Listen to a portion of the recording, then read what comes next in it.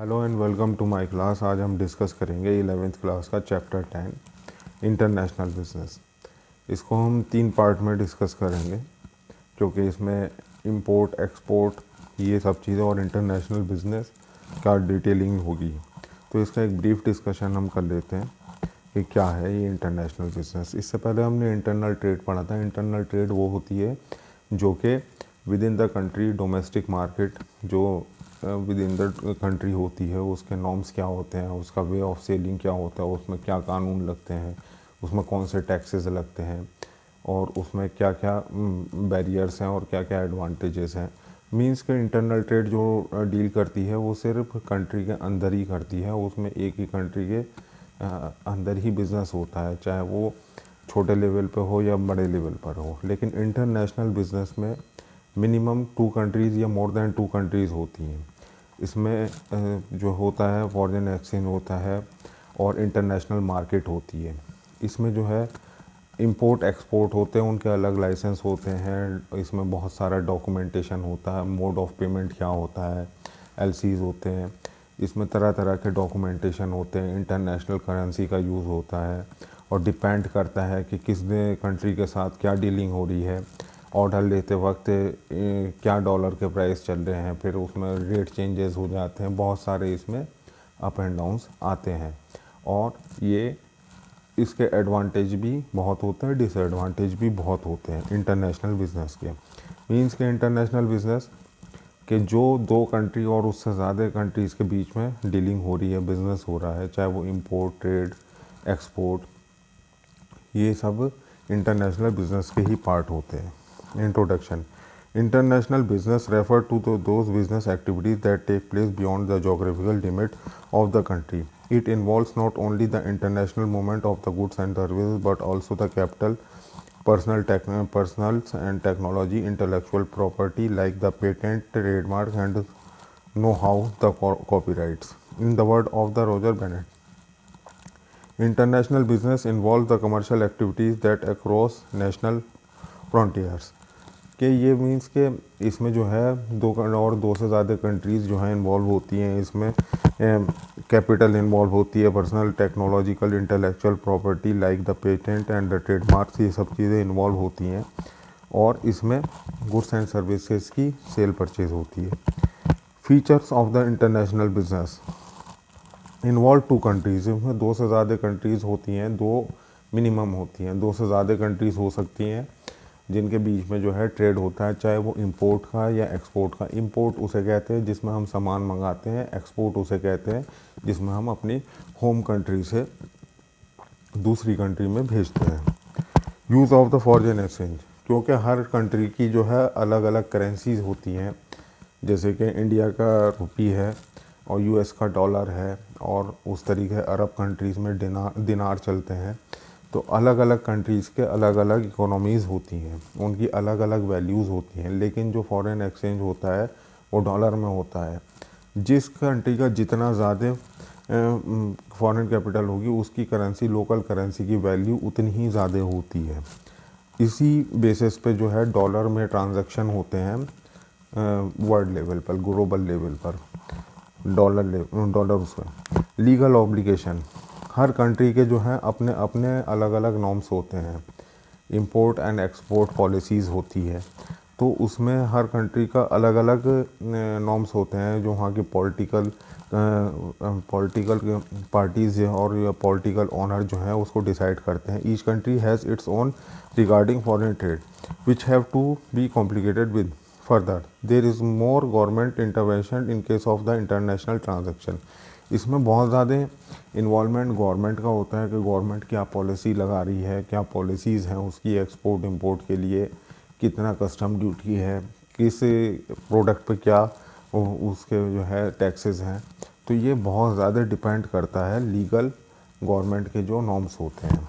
High degree of risk, इसमें जो है हाई डिग्री ऑफ रिस्क में कि कहीं माल जा रहा है, समुद्र के रास्ते से जाता है, शिपमेंट होती है। शिपमेंट में कभी कभी ये होता है कि समुद्री रास्ते से जाने पे समुद्र में तूफ़ान भी आ जाता है, लुटेरे भी होते हैं, तो वो जो है लूट भी लेते हैं। और डिस्टेंस जो है काफ़ी देर से पहुंचता है, कभी कभी बहुत दूर कहीं अगर भेजना होता है तो इस तरीके से हाई डिग्री ऑफ रिस्क और भी कई इसमें जैसे कि जहाँ से लोड होगा और जहाँ पे रिसीव होगा वहाँ पे भी काफ़ी सारे नॉर्म्स होते हैं। International business faces the huge risk due to the long distance, risk of the fluctuation of two countries, fear of the obsolescence.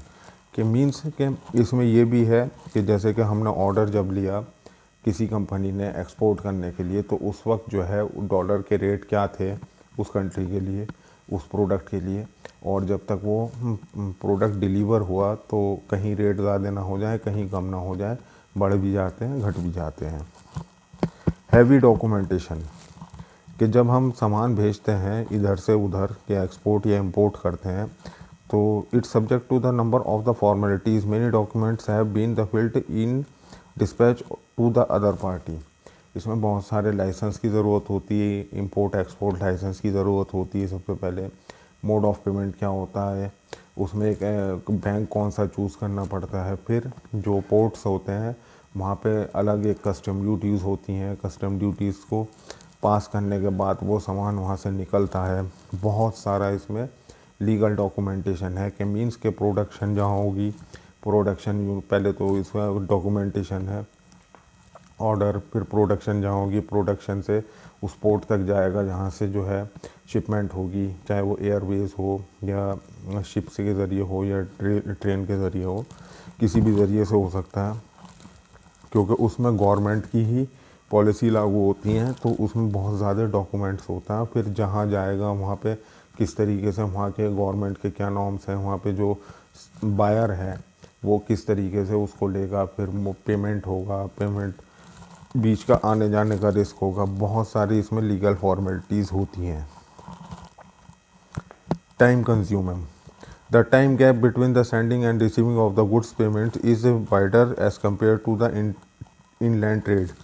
कि हमारे जो होम कंट्री में हम बिज़नेस करते हैं उसमें बहुत कम टाइम लगता है, नॉर्मली कहीं से कहीं तक जाने में जो है तो बहुत कम टाइम लगता है, लेकिन इसमें जो है टाइम बहुत ज़्यादा लगता है कि किसी को जो है शिपमेंट के ज़रिए से जा रहा है तो वो शिपमेंट जो होती है, जो शिप होती है कंटेनर, तो वो एक ही कंट्री का सामान नहीं लेता, जो रास्ते में कंट्री मिलती चली जाती है उनका भी सामान लेते चले जाते हैं, तो वहाँ पे रुकते हैं, तो बहुत ज़्यादा टाइम कंज्यूमिंग हो जाता है वहाँ तक माल पहुँचने में। Lack of the personal contact, इसमें it lacks of the direct and the personal contact between the importer and the exporter. इसमें ज़्यादातर लोग जो है टेलीफोनिक कन्वर्सेशन, ईमेल के ज़रिए, टेलीफोन के ज़रिए या मेल के ज़रिए या फैक्स के ज़रिए ही काम करते हैं। कि बायर आया, ऑर्डर दे कर से चला गया, बायर ऑर्डर के कुछ पेमेंट दे गया, फिर एक्सपोर्टर ने उसको माल को बनाना शुरू किया, एक्सपोर्टर ने उसको सेंड किया, तो बायर और सेलर के बीच में बहुत कम मीटिंग होती है लेकिन डीलिंग बहुत बड़ी होती है। Reason for the international business, uneven distribution of the natural resources, availability of the factor of production, specialization, cost benefit। कि इसमें बहुत सारे रीजंस होते हैं इंटरनेशनल बिजनेस के लिए। All countries can not produce equally as well as the cheaply due to the unequal distribution of the natural resources among the different of their productivity level. As result they exchange the surplus production with the good they are in the short supply in their country. के बहुत सारी जगहों पे जो है natural resources की कमी है। कि जैसे कि हम एग्ज़ाम्पल के तौर पे लें, जो गल्फ़ कंट्रीज़ हैं उनमें जो है वेजिटेबल्स और दाल वगैरह इतनी नहीं उगती जितनी कि हमारे अपने कंट्री में, क्योंकि हमारा कंट्री जो इंडिया है वो एग्रीकल्चर लैंड है, तो वो नॉर्मली इंपोर्ट कराते हैं अरब कंट्रीज़ वाले, एक्सपोर्ट करा जाता है इंडिया जैसी कंट्रीज़ से, तो उनके पास उतने रिसोर्सेज नहीं है कि वो जो है अपने यहाँ पर वेजिटेबल या दाल वगैरह पल्सेस उनकी जो है पैदावार कर सकें, लेकिन वो जो है फिर इसको इंपोर्ट कराते हैं अपनी होम कंट्री के लिए, यहाँ से एक्सपोर्ट होता है। उस तरीके से जैसे पानी का भी हम डिस्कस करते हैं, बहुत सी जगह पे पानी भी एक्सपोर्ट होता है, गल्फ़ कंट्रीज़ में पानी नहीं होता तो वहाँ पे जो है पानी भी एक्सपोर्ट किया जाता है, मींस कि वहाँ पे इंपोर्ट किया जाता है, क्योंकि हम दो कंट्रीज़ की बात कर रहे हैं, तो जो भेजने वाला होता है वो एक्सपोर्टर, जो लेने वाला होता है वो इंपोर्टर।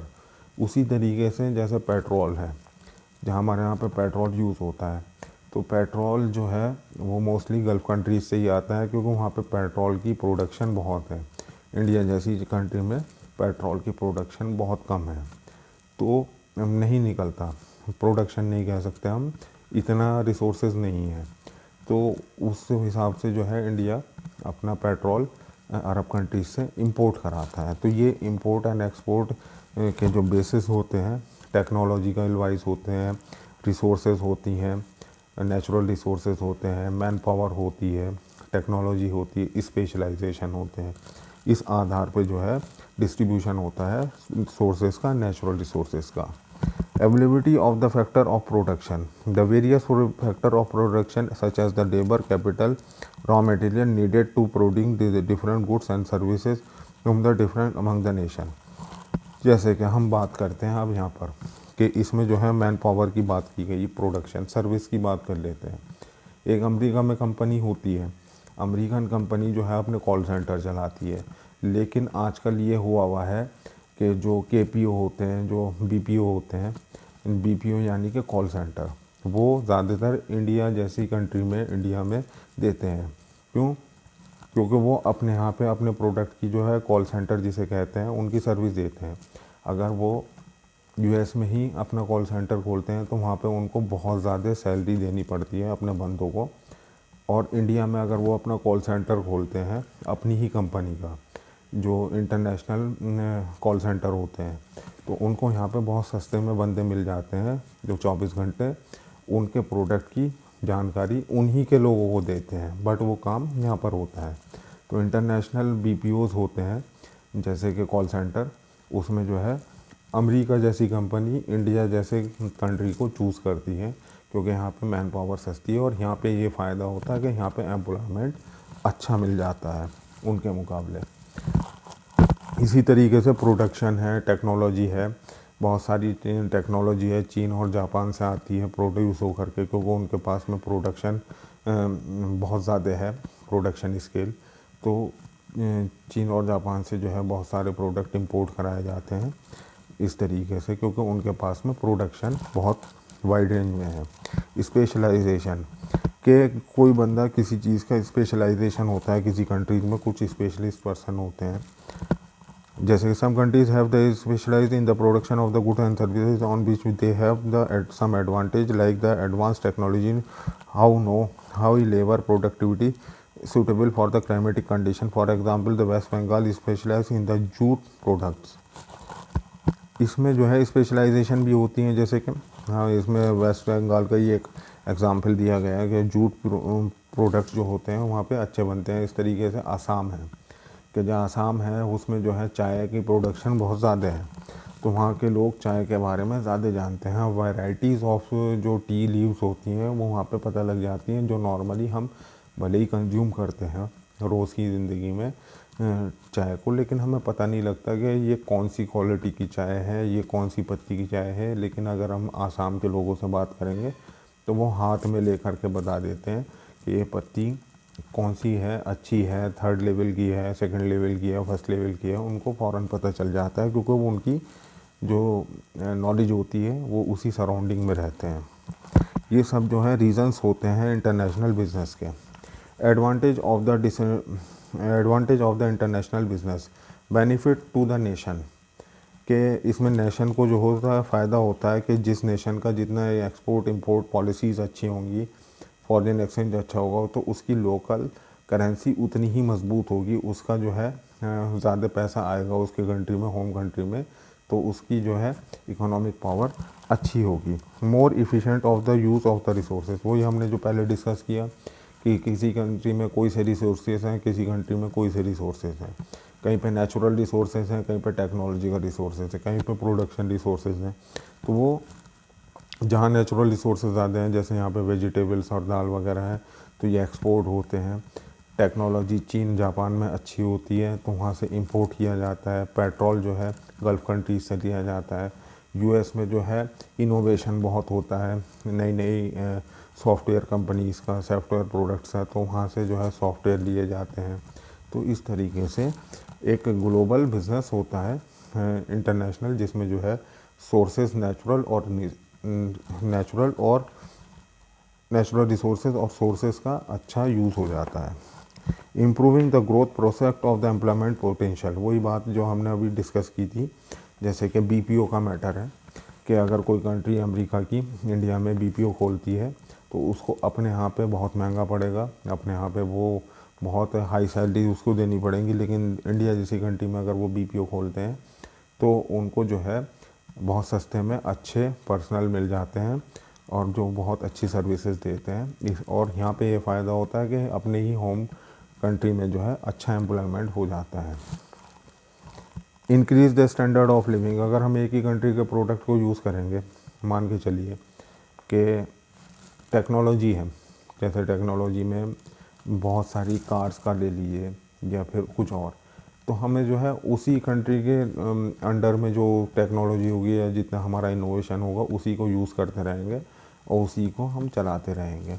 बहुत सारी टेक्नोलॉजीज़ जो हैं बाहर से आती हैं, मोस्टली जो टेक्नोलॉजीज़ हैं वो ज़्यादातर बाहर से आई हुई हैं, तो उनको यूज़ करते हैं तो हमारा लिविंग स्टैंडर्ड जो है अच्छा हो जाता है, बेहतर हो जाता है।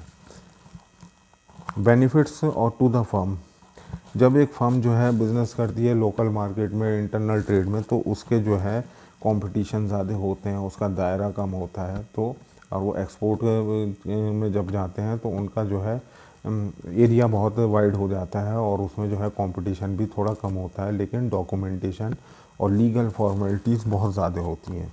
Increase the capacity of utilization, prospect of the growth, कि किसी भी कंट्री के ग्रोथ के लिए या बिज़नेस ग्रोथ के लिए उसको लोकल मार्केट में कभी कभी इतनी